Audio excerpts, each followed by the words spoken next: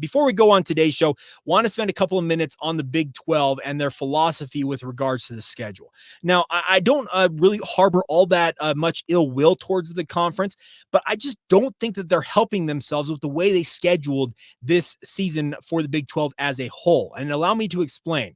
What it is there's been a philosophy in a lot of conferences to hold what they call marquee games. We're talking the headlining type games. So, for example, on BYU's schedule, BYU and Utah is a headliner.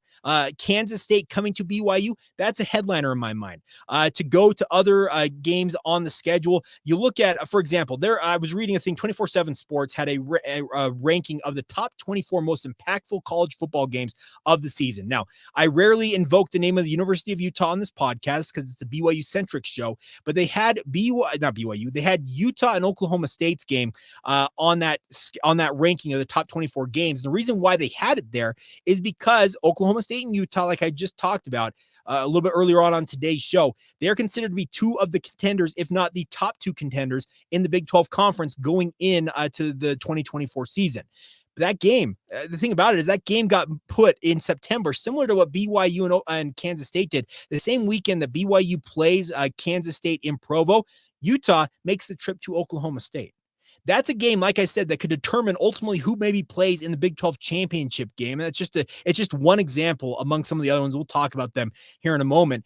But it's just another example of why wouldn't that game be in November when TV networks are looking for the biggest games of the week. There's a lot of that quote-unquote flex scheduling. They pull them on 6-day holds to find the best games for the best time slots and the best networks. Okay, that game's going to get a pretty good amount of attention with the road trip to Oklahoma State.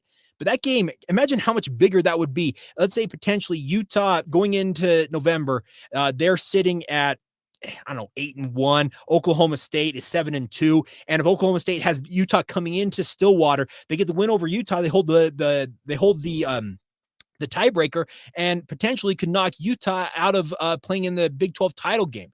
Those are the type of games that you want late in the season. Why? I'm speaking to the Big 12 in general. Why are you putting that game in September? It doesn't make sense to me. And I can think of a myriad of other games looking at this schedule that just don't make a ton of sense because they are games that are quote unquote intersectional games, or they're games that are going to have huge implications on the Big 12 race. But you're sticking them in dates and potentially time slots that are not going to get the same type of attention they probably deserve. So that is my biggest concern with this schedule for the conference. And I have my concerns with BYU schedule. I've already discussed that. But my concerns for the Big 12 as a whole is I think they may have overthought this a little bit too much. And we're thinking, hey, you know what? Let's try and kind of lay out different games in big weeks and obviously and try and get more attention from the media. You know what the biggest thing with the media is it is a thing that the season builds towards November. We go through September. We start to see kind of the competition weed itself out in October. But in the month of November, that is when the real big attention on college football comes because fans are fully invested. Either your team is in the race or it's out of it and you're playing spoiler in that circumstance. And you're looking at it saying, okay, what are the chances we can do X, Y, and Z here? Or what are the chances that this team could upend that team over there? And how does that impact the Big 12 title race? The tough part to look at is that essentially the way that the Big 12 laid out their schedule here is they have moved a bunch of those games earlier on in the season, maybe with the thought that, hey, maybe they can capture more attention with some of those, like I said, big games on the schedule. And maybe the media attention stays with the Big 12 as a result of those games being earlier on. But let's say those games end up being duds and it turns people off and they're like, okay, the Big 12's nothing. Let's go watch the SEC. Let's go watch the Big 10. Heck, let's go watch the ACC, etc. It's kind of a feast or famine mentality is how I think the Big 12 approached this schedule. Now, they also did try and kind of lay out rivalries across the entire slate of games. The battle for the Sunflower State is going to be played in late October with Kansas and Kansas State. Cincinnati and West Virginia, they'll be rematching. It's a little bit of a rivalry. Playing the same weekend as BYU Utah on November 9th. They have Oklahoma State and Texas Tech. That's on November 23rd. These are some of the games that the Big 12 pointed out in rivalry. And then the ultimate rivalry weekend has Arizona State in the Territorial Cup. Good for you guys. You actually got what BYU and Utah deserve. Iowa State, Kansas State, Farmageddon. It's one of the best games in the entire world with an incredible name for the rivalry itself. Farmageddon's being played November 30th. And then Houston and Baylor.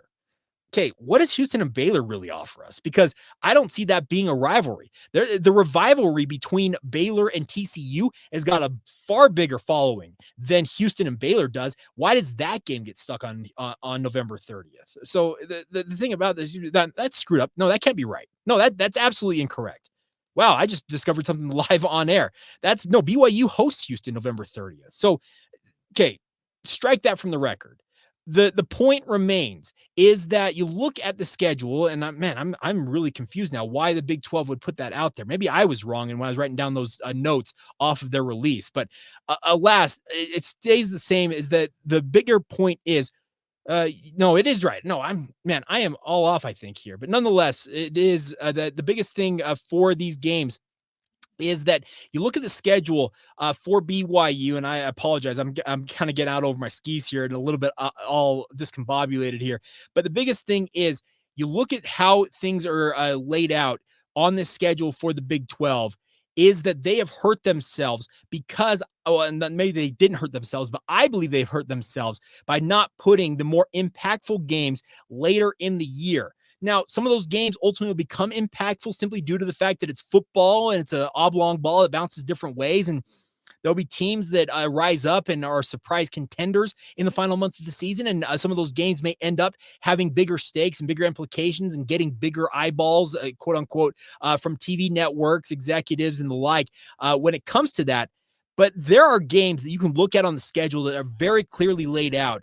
And you look at it and say, okay, no, there's that game is absolutely one of the biggest games on the schedule. And you see that game scheduled, like I said, the Oklahoma State-Utah game, for example, in September, that makes you kind of scratch your head and say, what are you doing here, Big 12? Did you try and outthink the room and think that you were the smartest person in the room and it's ultimately going to bite you in the rear end? I think it may. And that's the part about it that drives me just a little bit bonkers is looking at how this schedule could have been and in my mind should have been laid out. And I'll go back to if you have these biggest rivalries, Arizona State is a huge rivalry. Farmageddon, that's a huge rivalry. It's good to see those games at the very end of the season. BYU and Utah should be right there among them. But that's just a few examples of looking at this and saying, I'm not 100% certain that the Big 12 thought fully through what they were doing when they put this schedule together. It screams to me that TV executives had their say in how some of these games ended up being placed because they're probably promising the Big 12, yeah, we can get that game on in prime time for you guys on the East Coast. So you just put that game there.